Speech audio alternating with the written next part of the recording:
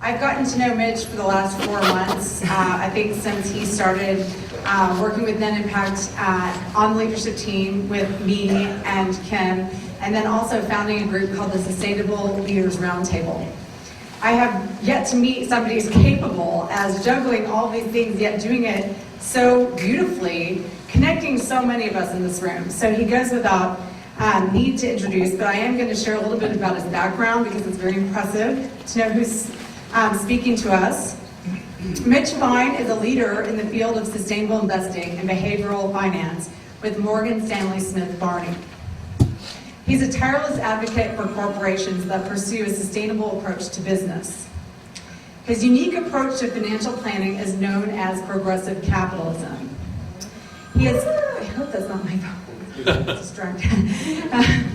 He has spent the better part of the past 2 decades coaching and empowering clients and businesses to achieve their desired personal, financial, and organizational results. Mitch was awarded a certificate in financial planning from Southern Methodist University and is a certified life coach and facilitator. It shows. He serves as the program chair for Net Impact DFW and is the co-founder of the Collin County Green Weavers and the founder of Sustainable Leaders Roundtable in North Texas. He also serves on an advisory board for Earth NT and is active in a number of social and environmental organizations. Let's hear it from Mitch. Thank you.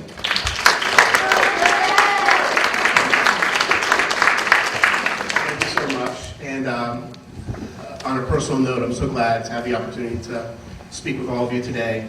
I know a good number of people in this room, but I'm really happy that there's a bunch of people that I've never seen before. Because to me, sustainability is all about learned behavior, right? It's the behaviors and the little things that we each do every day that add up to make a big difference, either for good or not so good. So the more people that are involved, the more people we can touch, the more people we can inspire, the better it's going to be for everybody. And that, to me, that's sustainability is all about. It's all of us in it together, right? It's not about my silo and my thing and my company versus your organization. Really, sustainability is all about collaboration and coming together, and that's really what progressive capitalism is all about, right? So making a competitive system, which has some advantages, work for everybody and for the planet. So it's really all about everybody winning, and so that's why I'm here today. My take on sustainability is very much from a business point of view. As a sustainable investing specialist with one of the largest financial services firms in the world, 18,000 financial advisors, tens of thousands of analysts and financial people all over the world, $2 trillion worth of assets under management. When people talk about the 1% and the Occupy Wall Street crowd is pointing the finger, it's usually at companies like mine, which is why I chose to work for the company that I work for. Because to me, there's a lot more value in transforming the world by making businesses do the right thing than by standing outside and throwing rocks at the windows. And I think I really get what Occupy Wall Street is about, and I think it's really important. And that energy and that inspiration is so key. It's so important to all of us. But we also have to figure out a way of letting everybody participate and making it so that everybody can win. And so that's how I look at sustainability, is how can we make it make sense from a business perspective? So what is the state of business right now? November 2011. So, I'm not a genius, I'm not a sage, but I see what's really happening in the business world because that's the world that I live and work in every day. So there's some really interesting things that are happening. There's really a clash right now between 2 competing paradigms. There's the old paradigm, which is what capitalism has been for the past century, and this is what you think of when I say the word corporation. And so there's very little doubt that the corporation as an institution has done some pretty terrible things for the planet, for people, economically. And I think that's where a lot of the anger and the concern about corporations comes from, and I think that that's legitimate to a very large extent. I think those are good criticisms, and they're true. So if that's the case, then what? Do we abolish the corporation? Can we abolish the corporation? I'm not so sure. I mean, of all the institutions in our lives, I can't think of one right now that's more pervasive and touches us in more ways than corporations. So what I say is, hey, if we can find a way to make this work, let's make it work with the corporations. So what is the paradigm that we're leading from? It's this paradigm of doing unsustainable things, making a profit, and then maybe giving some of the profit to charity. Not a sustainable paradigm. As opposed to the new way, well, that's the old one. Rape, pillage, and plunder. Rape, pillage, and plunder. And then do something philanthropic, right? So, the economic paradigm. Thank you. So this is what the smart companies are doing. I believe that this factor, independent of sustainability, just from a financial point of view, it's my opinion that this factor, sustainability, is going to have more to do with the company's survival and performance over the next few decades than anything else. Right? Companies that are survivable are going to survive because they're sustainable. So, it's very simple. The way I look at it, this is my model.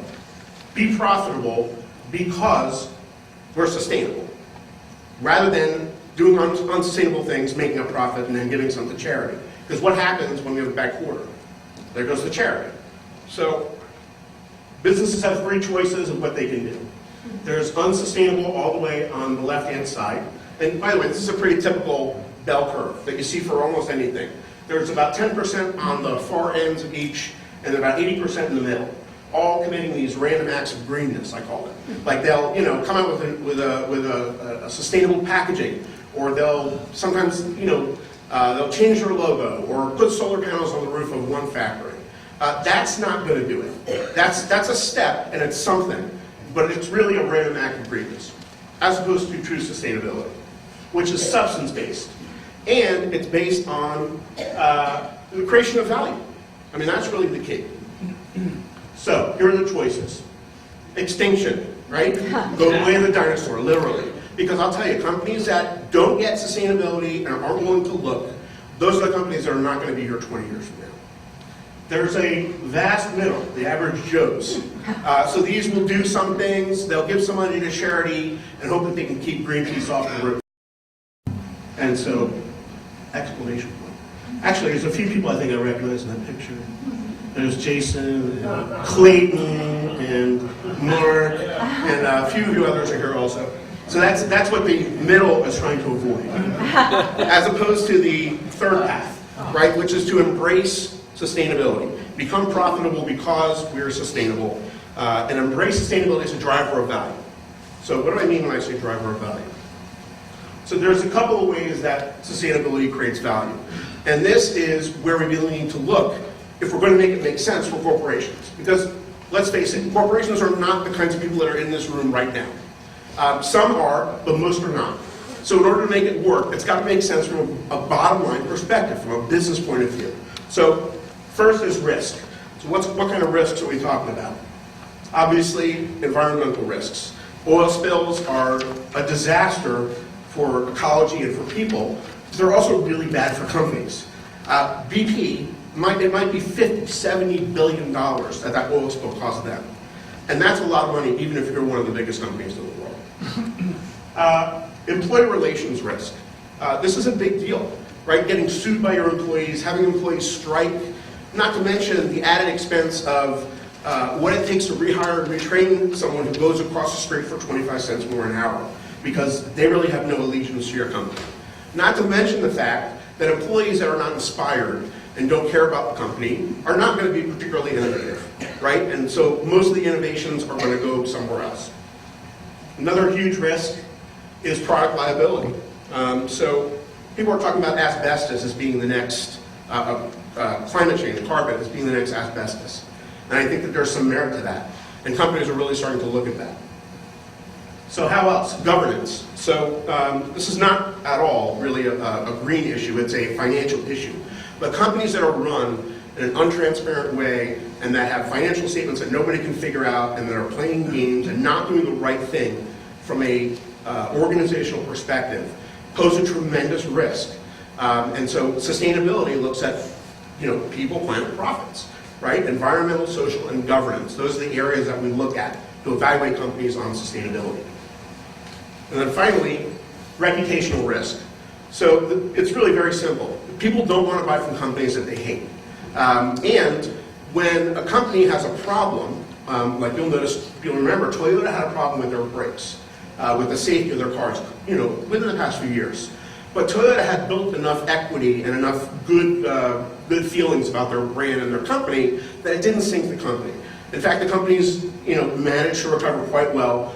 They still have the best-selling four-door car in the United States, and still one of the biggest automakers in the world. As opposed to a company like Monsanto, who basically has no slack, right? When Monsanto makes a mess, there's no forgiveness. There's not a whole lot of goodwill among the public to forgive someone like that. So reputational risk, the risk of your image and your brand, is a very real thing as far as sustainability goes. So the second way sustainability creates value is it's pretty straightforward, and you'll hear Tony Robinson talk about this, which is reducing costs. Right? Sustainability is all about figuring out ways to cut our consumption, reduce our waste, reuse, recycle, renew. Very straightforward, totally a sustainable concept, and companies that are doing this are realizing tremendous profits financially. A good example of that is Google Energy. Google Energy, which is Google is an IT company, a computer company, spends more on renewable energy research and technologies than most big oil companies do. Well, why is that? Because they have these servers that provide your search capability, and they spend millions and millions and millions of dollars on electricity to run these servers. So Google is looking at their bottom line saying, hey, is this a cost that we can reduce? Can we save some money here? Can we be more efficient as a company? And of course, it turns out to be good things for the environment, for sustainability also. So it's a great example of where cutting costs from a financial aspect is also the right thing to do sustainably. Third is as a way to differentiate from competition. So sustainability is something that's very, very difficult for a company to fake. Your employees either get it about sustainability and get that the company is really doing something to make a difference, or they don't. And there's not really a ton of middle ground. One of my all-time heroes is a guy named Ray Anderson, who is the CEO of Interface Carpet, which is one of the largest commercial flooring manufacturers in the world.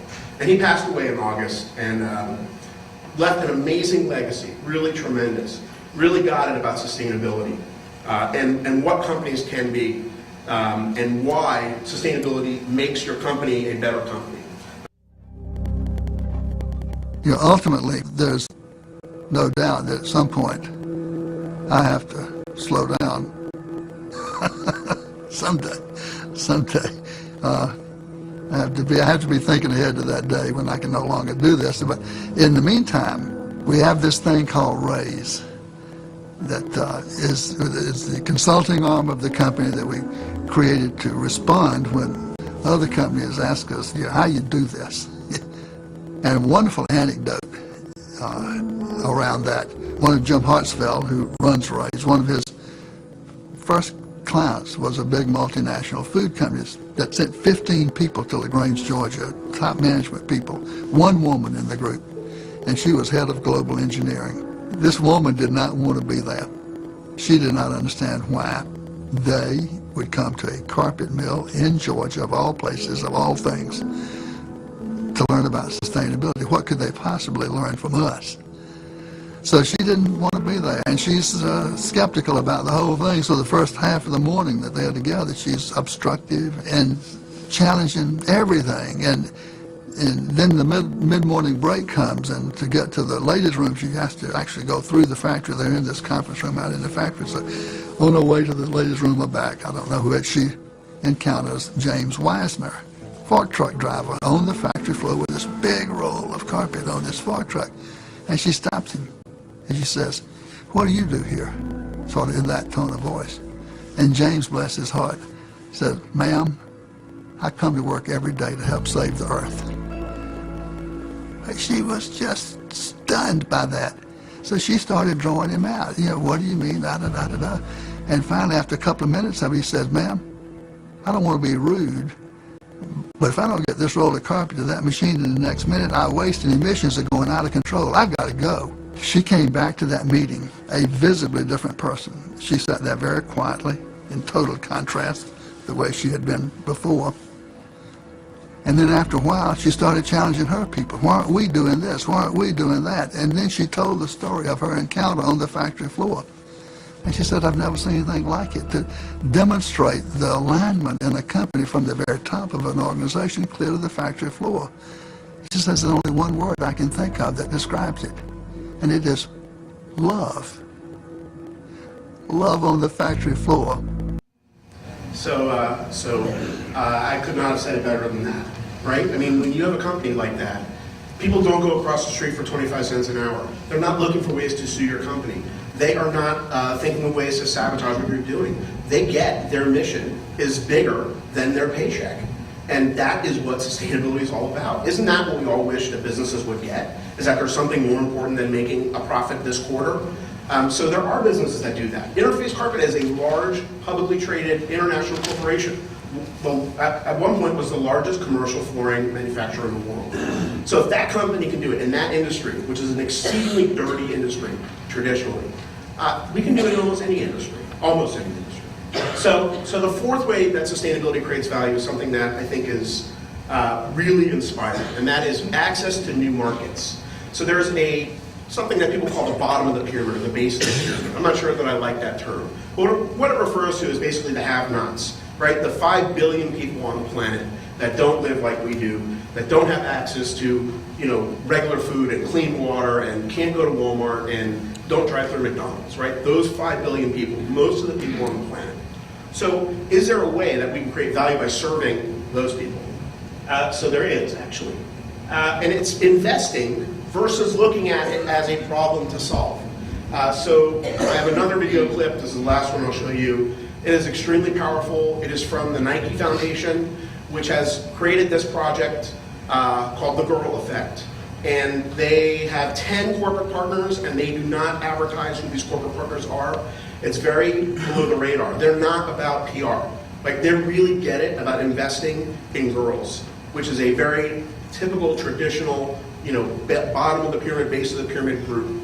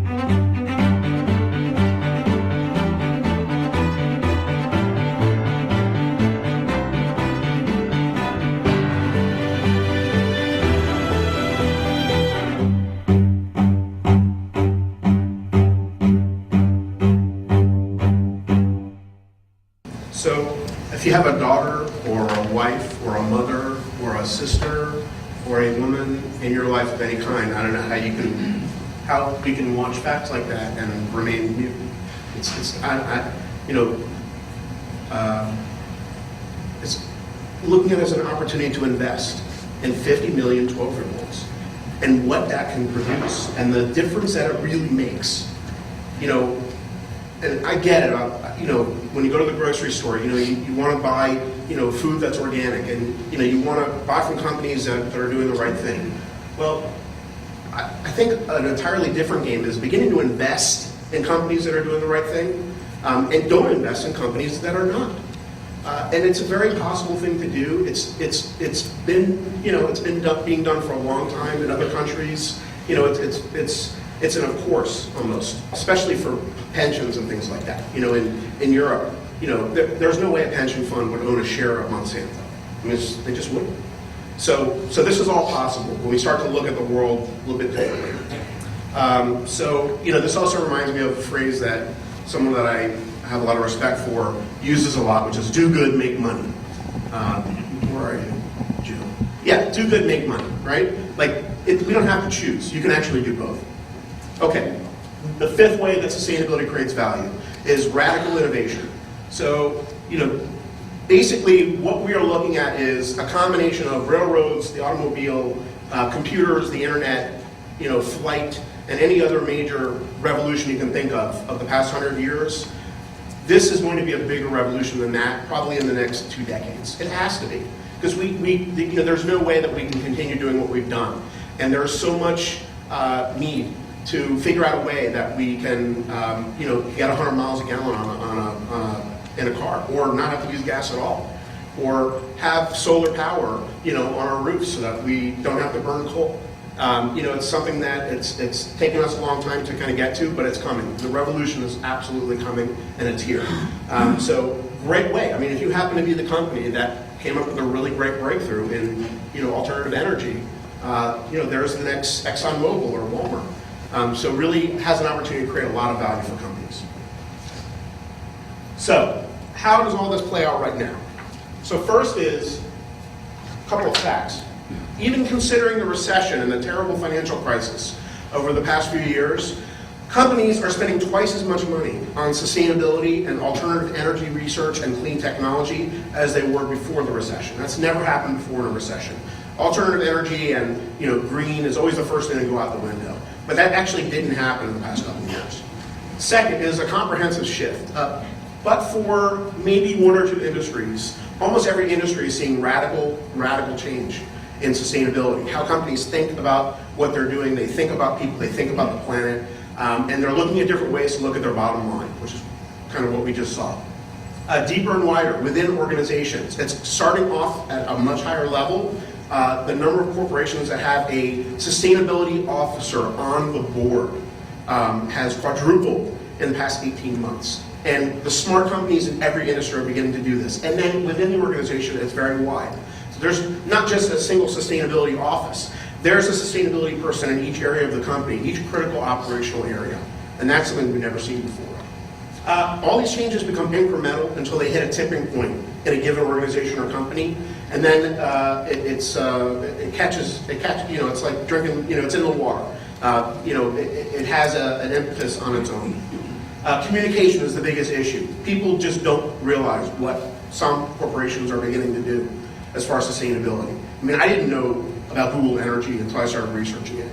And I didn't know that there are companies that are coming up with solutions to invest in 50 million 12-year-olds. But there are. And there are some great companies out there. Finally, I want to talk about B Corp. So B Corps are kind of a new corporate structure. Lori is here with B Corp. She's got a table out in the hall. But it's a new way of organizing companies so that they can actually focus on more than just the financial bottom line, but actually consider all stakeholders when they're making decisions. The community, their partners, their employees, competitors, suppliers, and shareholders. So really very, very revolutionary. So how do you use this? How can you take this into your life? Well, first of all, a lot of these sustainability things that I've been talking about are a proxy for the effectiveness of management of a company. If you own stock in a company and they don't have an energy efficiency initiative, you got to ask yourself why. Don't they want to save money on electricity? Not to mention doing the right thing for the planet. Second is, all these other things. Reduce risk and a great chance to catch lightning in the bottle as an investor. Maybe you can find the next Google or the next Apple before everybody else knows about it. So what can you do right now? First is, if you own a mutual fund or stock or whatever, you have an opportunity to vote on what the company is doing. So you have a proxy that comes in the mail and it just winds up in the circular file. I know I've done the same thing. But you actually have a voice as a shareholder to impact what your company is doing. Second is take a look at where your money spends the night. If you spend your day working for a recycling company or doing mulch or whatever it is that you do, and you own stock in companies that you clearly believe are not sustainable, you got to take a look at that. And there are other options and alternatives. And finally, reward the companies that are doing the right thing. Buy local, buy from sustainable businesses, buy from B Corps. Find big companies that are doing the right thing. There are plenty of them. And so I think if we are willing to accept that business can be a part of the solution, rather than a part of the problem, we're going to get to the end result of really creating sustainable, healthy, fair communities where everybody has a shot much quicker than if we just blow up corporations. So that's it. What questions do you have?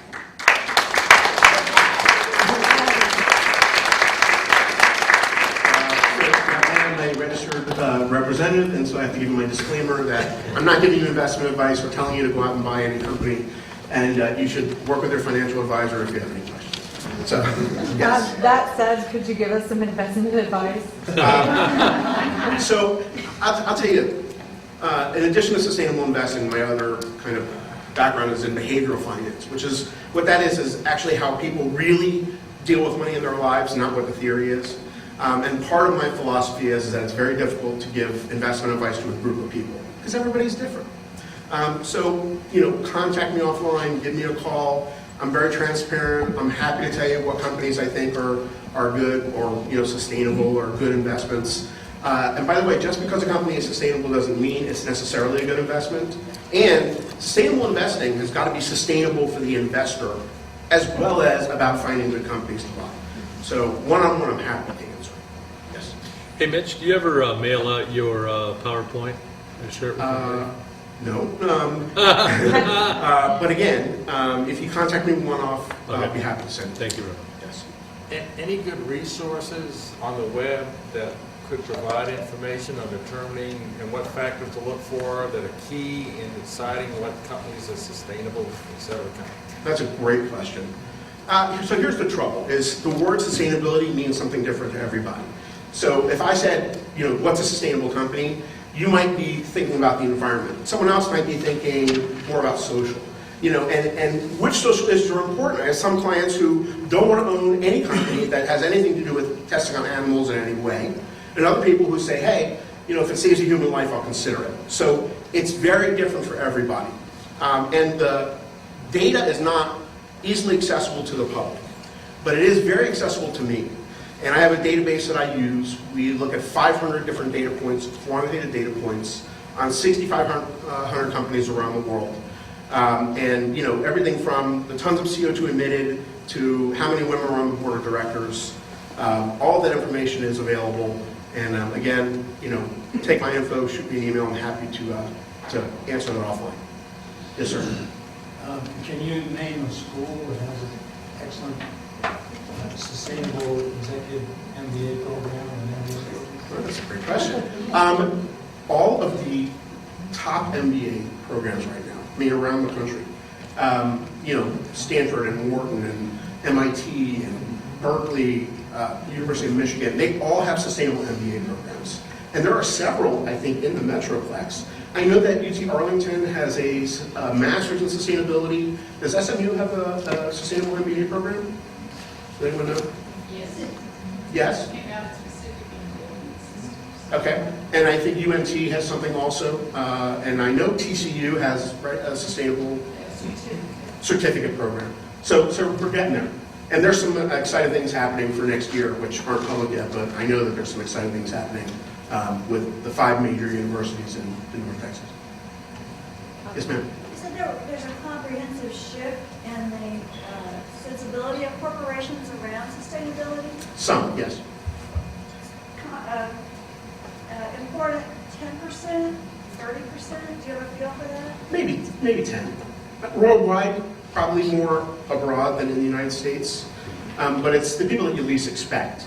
And it's coming from very, companies that just, are traditional companies in old school industries that are really starting to say, hey, it's not just about being a tree hugger. This is a real tangible thing for our bottom line. And there's a bunch more reasons that I, don't have the time to get into, but I'd love to discuss it. Give me a call or look me up around quite a bit. So.